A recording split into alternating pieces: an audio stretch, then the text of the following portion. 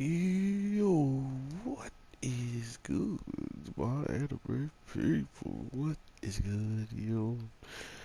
Guys, Darwin's game. Um, Weirdly enough, I was not expecting this outcome. Not only that, it did make a lot of sense that there was some type of healing sigil out there, but to think that this healing sigil person has not been like monopolized or figured out is lucky for them because they would definitely be my first target of, trying to get them on my team or at least have some type of connection with them like our main characters already pretty much do. So good on them. But to be fair, I don't really see them having a chance. This boxing club, depending on like what their actual sigils are. I mean, the one guy that we saw fight against our main character that's a part of this club at the end of the episode wasn't the worst, but at the same time he was very dense, like he allowed himself to pretty much lose when he was already in such a winning position. So it kind of goes to show you just how much intelligence he may have, or just how easy it may be to get caught off guard in this world of like these sigils. So regardless of all that, it's looking quite cool to see just, how many different sigils we're actually going to see. We know at least 26 people are working together with sigils inside of a fighting club, and we didn't necessarily get the amount of how many people were working for the 8th that are actually in the game, but it's seeming like a decent amount.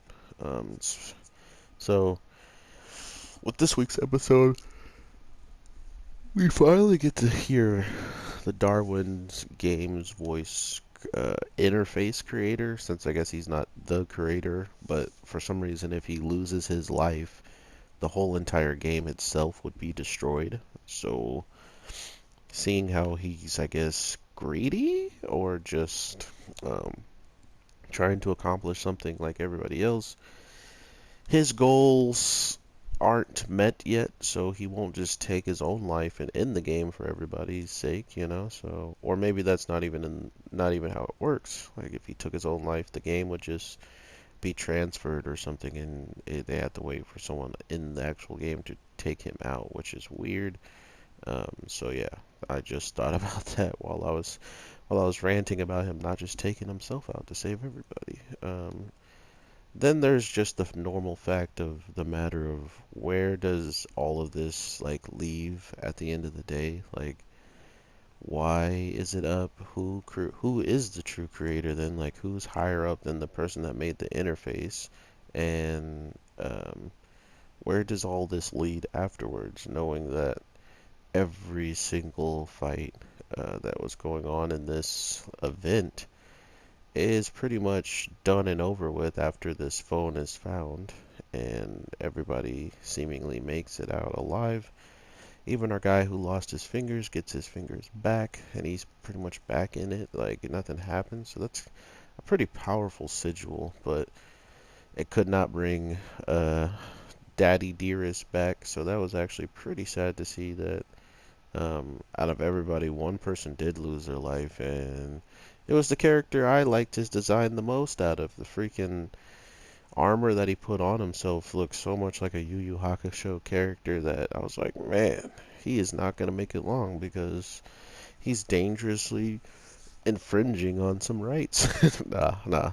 Um, I just really wanted to see where or how powerful he was, and to see him going against his natural like enemy fire.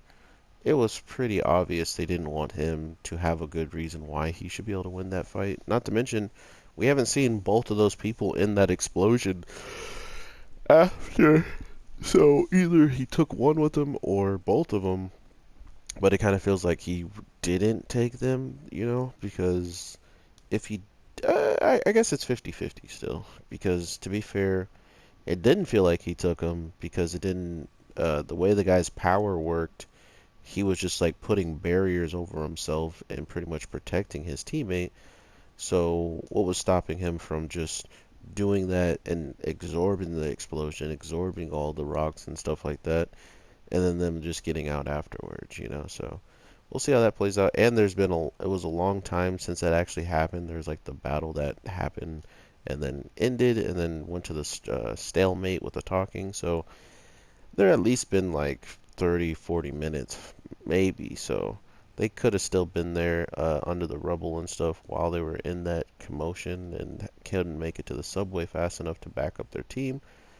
Or they actually were taken out by our guy, and he just took out like two of the strongest eighth members that aren't the boss, right? So that'd be pretty cool, but I kind of feel like he didn't for some reason. Like they're just gonna show up. So, oh, actually, maybe the guy who was at our main character's house was one of them, and this guy has sustained a lot of damage with the eye patch and stuff like that. So that could be one of them. That could be the fire guy. I'm not sure, but it would only make sense, right? Because he would trust them more than anybody to really kind of step in there and handle the rest of the stuff. So it's anyone's guess, I guess, on that.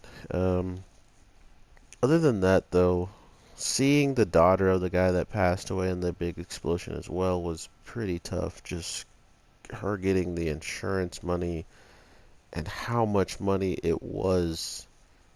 It's very, very strange for a girl, you know, like her age, getting that and then being like familyless, right? Like now she just has to figure out how to live this life any way, shape, or form possible, uh, without like really being depressed and all that stuff. Like you just lost your father and you may have gained all this money, but who are you gonna use it with, or what are you gonna use it on, you know? So I would not be surprised if she winds up getting the Darwin game, including since the what's her face, the analyzer, the information girl, kind of brought in somebody who handles the money and stuff, but he's a part of Darwin's game as well. So not only did you just, you know, kind of show him a person who lost someone to Darwin's game and how much money she has just sitting there.